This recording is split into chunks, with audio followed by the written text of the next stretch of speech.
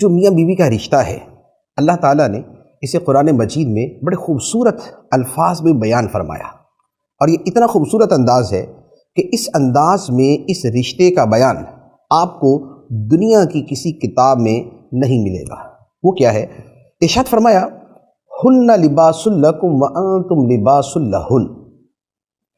وہ عورتیں لباس ہیں تمہارے لیے اور تم لباس ہو ان کے لیے۔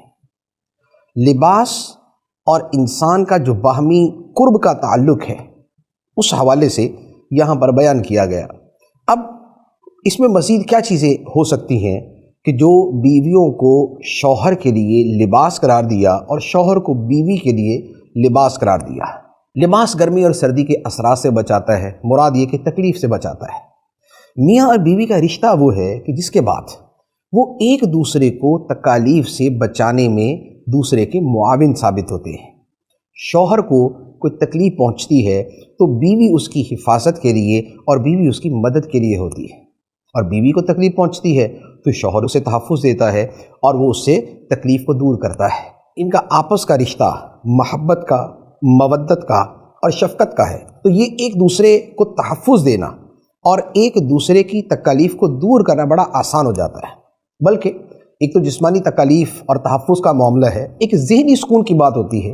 بیسیوں مرتبہ ایسا ہوتا ہے کہ بیوی پریشان ہے، تکلیف میں ہے، اس کی سوچوں کے اندر کوئی پرابلم ہے یا وہ کسی وجہ سے پریشان ہے، تو شوہر اسے حوصلہ دیتا ہے، اسے ہمت دیتا ہے، اسے مشورہ دیتا ہے، اس کی حوصلہ افزائی کرتا ہے، اس کے ذہن کو صاف کرنے کی کوشش کرتا ہے۔ اور یہی معاملہ عورت مرد کے ساتھ کرتی ہے کہ مرد گھر کے باہر کے معاملات کی وجہ سے، اپنے کاروباری معاملات کی وجہ سے یا کسی اور وجہ سے پریشان ہوتا ہے تو بیوی اس کا حوصلہ بڑھاتی ہے، اسے ہمت دیتی ہے، اسے سکون پہنچانے کی کوشش کرتی ہے۔ تو جو لباس کا پہلا مقصد ہے کہ تکلیف سے بچانا، میاں بیوی کا رشتہ اس تکلیف سے بچانے والے پہلو کو نمایاں کرتا ہے۔ دوسری بات، لباس انسان کے عیوب کو چھپا دیتا ہے، اس کی خامیوں کو ڈھانپ لیتا ہے۔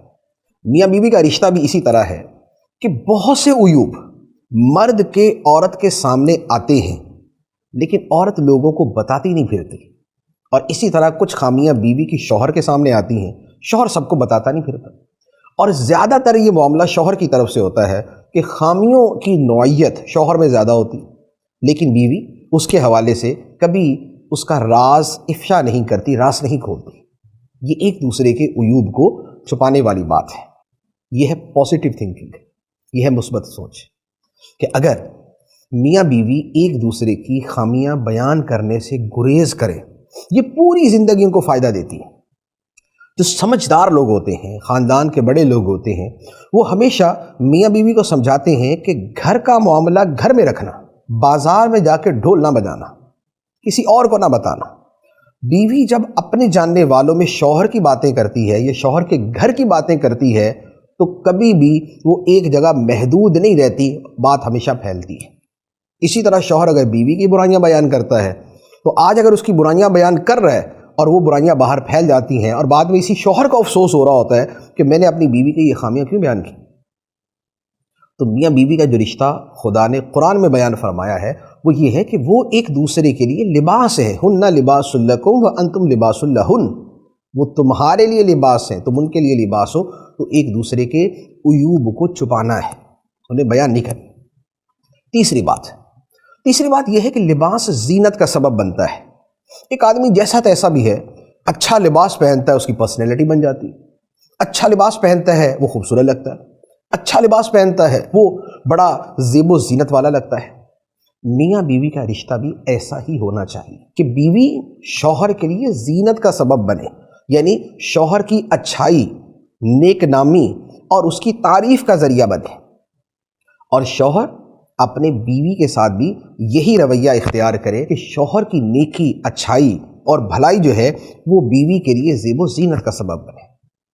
تو یہ وہ قرآن مجید کے الفاظ تھے کہ جس میں میاں بیوی کے رشتے کو بیان کیا، اور حقیقت یہ ہے کہ اگر صرف اس ایک آیت کو سمجھ لیں تو میاں بیوی کے رشتے میں جو خامیاں ہیں وہ انشاءاللہ عز و جل دور ہو جائیں گی۔